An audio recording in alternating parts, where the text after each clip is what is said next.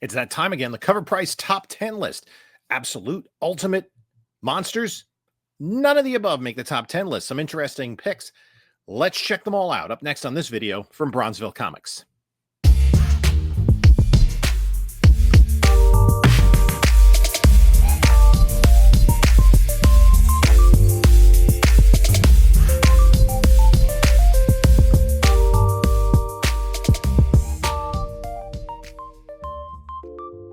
Hello, panelologists. This is Jim from Bronzeville Comics coming to you with another video. And before we get started, please like, comment, and subscribe. Check out the description of this video for links to my eBay store, my whatnot, my email, and my Instagram. Do all that fun stuff. And we're going to do this. Every week we do the Covrprice top 10 list. Covrprice is a third-party comic book grading service that aggregates data from different internet sales of comic books, both graded and raw. And they come up with articles, including this top 10 list, according to their data, books that are moving hottest in the aftermarket.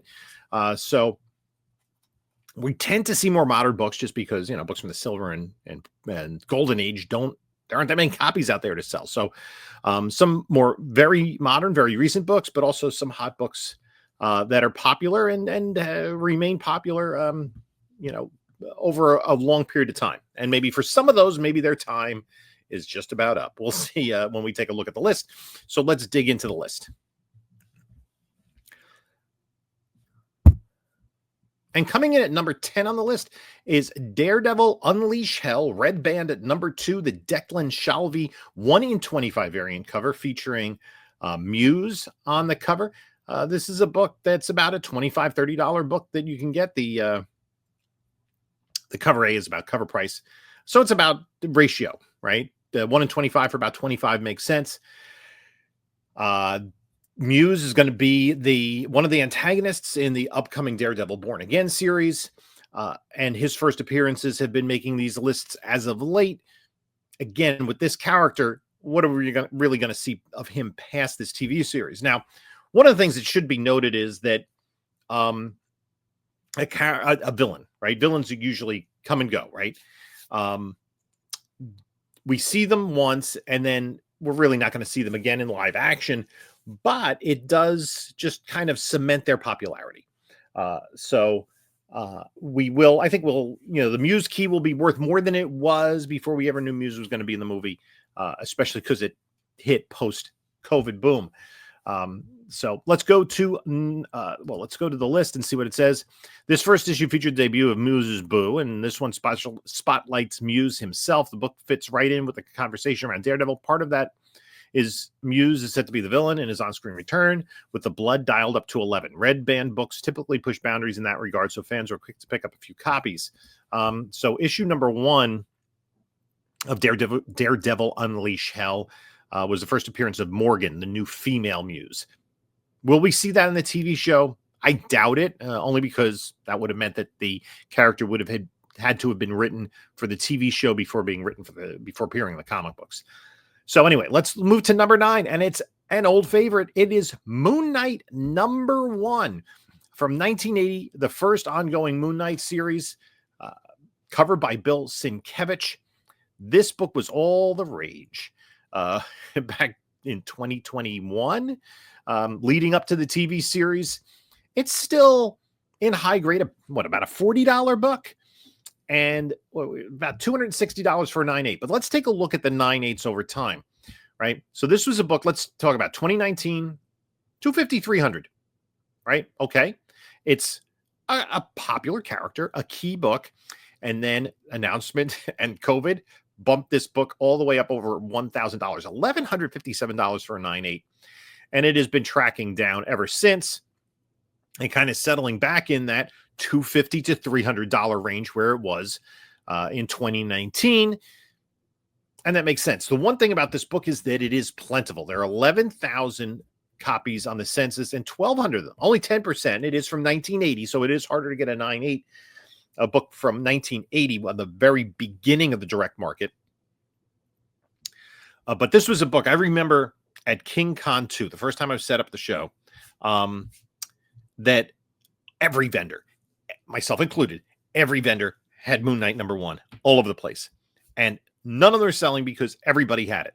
I did sell a first appearance of Moon Knight, a Werewolf by Night 32, though. Got a good price for it.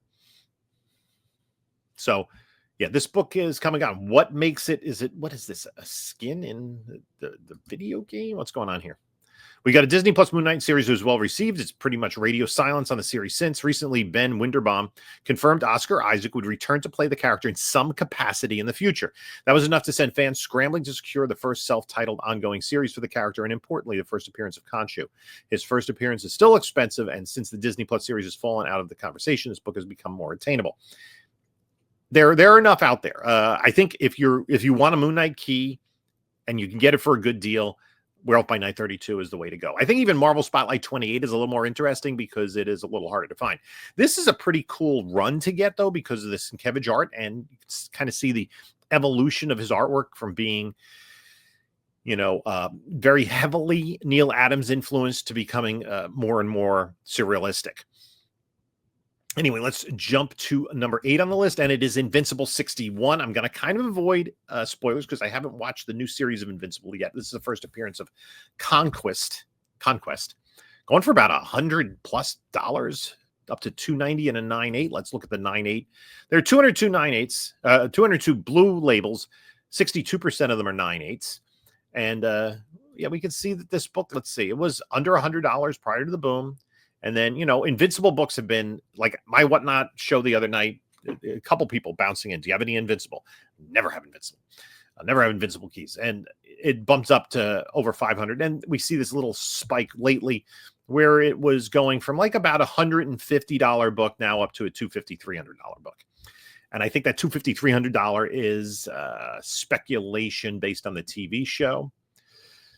Some may be wondering, based on the cover of the book, who is Conquest? Well, those watching the TV show who haven't read this comic are about to find out. Okay, I'm going to skip that because I don't want to spoil it for myself or for you. Let's go to number 7 on the list. And this was on the list last week. It's Daredevil 227. It's the issue in which Kingpin discovers Daredevil's identity. It's part 1 of the Born Again storyline. It was a few issues later where we see Born Again on the cover. But this book, a $90 near mint, I don't see that as realistic. I think I had a copy I sold for $15 in my Whatnot the other day. Anyway, it's $15, $20 book, but $225 and a 9.8. And if we look at that, there's almost 700 9.8s and about more than a third of them, or 700 blue labels, and more than a third of them are 9.8s. If we look at the value, again, this book, maybe $100 book leading into the boom, and then it jumped up to $1,000. Holy moly. Now it's about a $200 book. I'd say 200 is, I think 225, 246 is overpaying for this a little bit. I think it will return. I mean, it's a book where there are 9.8s out there. This is 1986. Daredevil was a popular run. Miller and Mazzucchelli on this book. There's no shortage of copies, raw copies out in the wild. Take a look. I think this is a book to look for in the wild. And I think all the Miller Mazzucchelli run is going to get more play with the TV series coming up. Obviously, the TV series is driving the value of this book. Get ready, because Daredevil Born Again is promised to be bigger, bolder, and bloodier than anything we've seen from Daredevil before. The Netflix series was a pillar of the community for years. And now that they've returned the cast and are beginning one of the most famous storylines of all time, fans' excitement is through the roof. Hence, the heavy run in the last few weeks of this book, the initial entry into the Born Again storyline, and Kingpin discovers Daredevil's true identity, something we saw that would carry over from the Netflix to the Disney Plus series per the trailer. Exciting times. Let's go to number 6 on the list, and it is, I think this is the last gasp of this book, Hulk number 1, the first cover appearance of Red Hulk, Thaddeus Ross. Still selling, but in recent days, price is pretty strong. $239 for a 9.8. This is a book I think has been submitted. I mean, look at this, 4,700 books on the census. And this is indicative of a 2008 book where the comic boom happened, and people were speculating on this. And this became a hot book during the boom. So people were submitting it in, anything from really an 8.0 up, right? The 9.8s, right? We look pre-boom, and it was a popular book, right? $150, $200, bounced up to nearly 500. and is kind of it's up from where it was. Compared to the prices in 2019, I think the danger with this book is because of all of the hype leading up to the movie around Red Hulk, more books have been submitted than there necessarily might be a demand for. I think this is a book that was getting submitted because of speculation rather than collectability. And what I mean by that is there are people who want to have a 9.8 in their collection of certain books, right? Maybe Amazing Spider-Man 361. People want to have a 9.8 in their collection. They're fans of Carnage, Spider-Man, etc. This book less so. But I think people are saying, oh, people are going to love Red Hulk. It's a character that's coming to the MCU. Let me get it graded. And that's kind of where we stand on this one. I would not be buying Hulk #1. As we get further away from the new Captain America film, fans are highlighting some of the brighter spots, one of which was Red Hulk, albeit not as much as some may have wanted. Still, we're seeing solid aftermarket movement for the first appearance of Red Hulk as fans wonder what may be coming down the line for the character.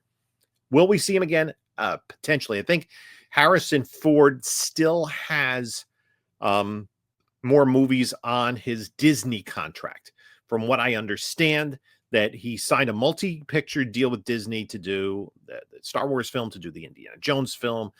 He did a couple other movies and then this one. So I think he still has other movies going on. And we may see him appear as Red Hulk in something else. Maybe we'll see him in Thunderbolts as a cameo. That would be kind of interesting. So let me know what you think about Red Hulk. I don't know. Let's move to number 5. And number 5 is a recent book, Magic, issue #1, the J. Scott Campbell second print version, 1 in 25. Reprint's first appearance of Demon Crow. I don't think that this has all to do with the J. Scott Campbell cover. Raw book's going for about $60 some odd. Magic and J. Scott Campbell go hand in hand at this point. If he's lending his talents to a cover featuring the character, fans are picking it up. Add to that it being the reprint of the first appearance of Demon Crow, and now you're cooking. His covers have been commanding a high premium in the aftermarket, and that trend continues with this book. Let's go to number 4. And number 4 was the book that was #1 last week. It's Knights #1 by Luigi Formasano. It's going for about $20 to $25. There are still nothing on the census, at least according to Go Collect. Netflix has been bringing their A game when it comes to their animation projects. Fans are turning to it as another legitimate option to meet their animated entertainment needs. Netflix is set to raise the bar again, adapting this book with quite an intriguing storyline. It's still a cheap book and relatively unknown, so collectors are snagging it up in droves should the series live up to the hype. I don't really know enough about it to have an opinion. If you know about this, if you got the book, if you got multiple copies of the book, if you've been sitting on it, let me know. Let's go to number 3. Number 3, another holdover from last week's top 10 list. This is Gunslinger Spawn number 18, the Mark Spears cover. $20 to $30. But still, I mean, there's only 22 on the census, 17 9/8. They're not selling. One sold with a best offer, so it's sold for less than $90. It's not a book I guess people are really clamoring for in a graded 9.8. There is one available for $83.50. Maybe that is that an auction? A Canadian? Yeah, best offer. You could, if you want it. I don't. But Mark Spears is hot. He does have a particular style that is appealing to fans.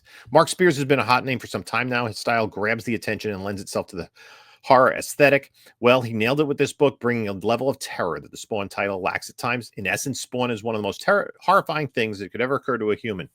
This cover brings that point home. One thing about Mark Spears, right, is there's an increasing volume of his output. Can collectors get all of it? Like the Dave Stevens effect, right? Dave Stevens, a modern artist. Most of his work was done in the 1980s. A limited, because he was a very slow worker. Spears doesn't appear to be a slow worker. A limited number of books, and most of them are harder to find. They were weird independent titles from Eclipse and Kamiko and, other short-lived 80s independent publishers. So there's a finite number of things you can go for. if you become a Mark Spears collector, I mean, every week there's 1 or 2 covers to pick up, and then variants and foils and virgins on top of that. And that's not even talking about the stuff that he does for his own Monsters title, which I've read and is good. The one thing I did read is he did the cover of that Living Dead book. I did not care for that at all. Let me know if you read The Living Dead. Was it Night of the Living Dead that he did the cover for? I read the interior. The interior art, whew, not Mark Spears. Let me put it that way. Did not care for the book at all. And I'm not usually that critical. But let's go to number 2 on the list. And number 2 is Geiger, number 10, the Gary Frank second print, which reprints the first appearance of Ash Arden. Love Jeff Johns. Haven't gotten caught up with Geiger. I've been buying it, but haven't been reading it. $10, a 9.8 for 60. This book came out, 2 weeks ago? Fans have been all over Geiger since it debuted. It's been dominating the charts, albeit not going crazy on the aftermarket. The discussion surrounding this book is full of excitement for what comes next. Part of that push is this issue. Fan base got their first peek at the Glowing Woman. They even got a better book with the second print featuring the Glowing Woman front and center. It shot up collectors' must-have list quickly. I think this got a lot of publicity leading into it. It came out during the boom, the first issue. So, people were buying enormous copies of first issues of new releases, like Berserker and what was that, Shadecraft and all sorts of things. And it's Jeff Johns is a proven writer. So and Gary Frank is a proven artist. So it's not an independent book that snuck under the radar. I think that's why it's not burning up the aftermarket. Let's take a look at what was number 1 on the list, and it is Your Friendly Neighborhood Spider-Man, number 1 from Marvel. This is the prequel to the Disney Plus series that just wrapped up last week. This was on the list last week. We see 104 for a 9.8. This book came out, a few months ago.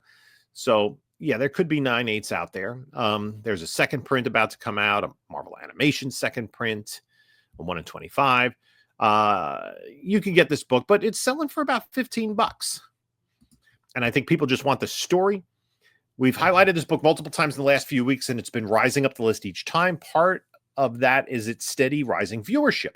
Folks don't necessarily have the time to binge a TV show that wasn't really on their radar. By word of mouth, this show has been gaining more attention. The discussion as fans on the outlook for the book, a prequel to the new animated series. CGC copies are starting to make their way back and hitting the market for a new wave of collectors. So myself and my 2 kids, we watched the show. My older one loved it. My younger one liked it, probably not as much as my older kid, but I liked it, but it took me a couple of episodes to get into it. It's a little jolting for longtime Spider-Man fans because there's a change in the origin and there's a change in the supporting cast. There are characters that aren't Spider-Man characters that are part of the supporting cast, characters from New Agents of Atlas and Runaways, and some of the familiar faces, the Flash Thompsons and the Mary Janes, they're not there. No Gwen Stacy. So that's a little jarring. It takes place in a universe that's very similar to the 616 because they talk about the Sokovia Accords. Heroes are there. Doctor Strange appears in the first episode, and we see Iron Man. We see references to Captain America. So a lot of the story played out similarly, but Spider-Man's story is different. It's worth a watch. I did enjoy it. Disney was putting out 2 or 3 episodes a week, which made it go a little too fast for my taste. I like that 1 episode a week kind of slow drip. But this is a cool book to pick up because it kind of ties in. And I'm sure we'll see it in a Whatnot Marvel pack soon. So let's take a look at the runners-up list, numbers 11 through 20. Ultimate Spider-Man number 1, which is now over a year old, hits the 9.8 selling for $185. That hits the spot at 11. Zatanna number 1, she just got a new series, the Derek Chu DC Showcase Foil Limited 2500.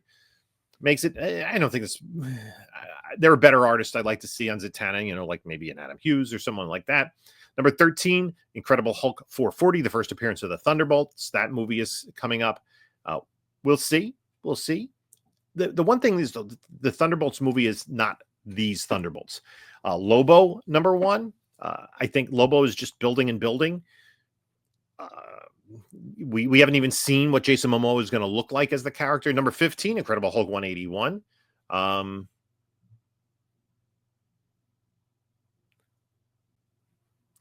The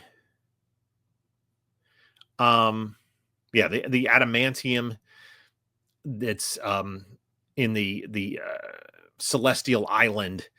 I guess that kind of hints at Wolverine, but well, this is going to be a popular book regardless. Punisher, the limited series, is first number 1. That jumps in at number 16. We're getting Punisher, and there's news yesterday that we're going to get potentially a Punisher special on Disney Plus. We'll see what story they need to tell. Wolverine limited series, number 17. Batman 423, this classic Todd McFarlane cover. This is one of my least favorite keys. Somebody, I dare you, tell me what this book is about. What is the story about in Batman 423? Amazing Spider-Man 316, first full cover appearance of Venom by Todd McFarlane, and Marvel Superheroes Secret Wars 8. I guess they wanted to put this on instead of Spawn number 1. So that's going to do it for this week's top 10 list. I'd like to thank you for coming along for the ride. There is some news today. I like to take a guess of what we think the top book is going to be next week. Well, that's interesting. There's a lot of news. I'm going to say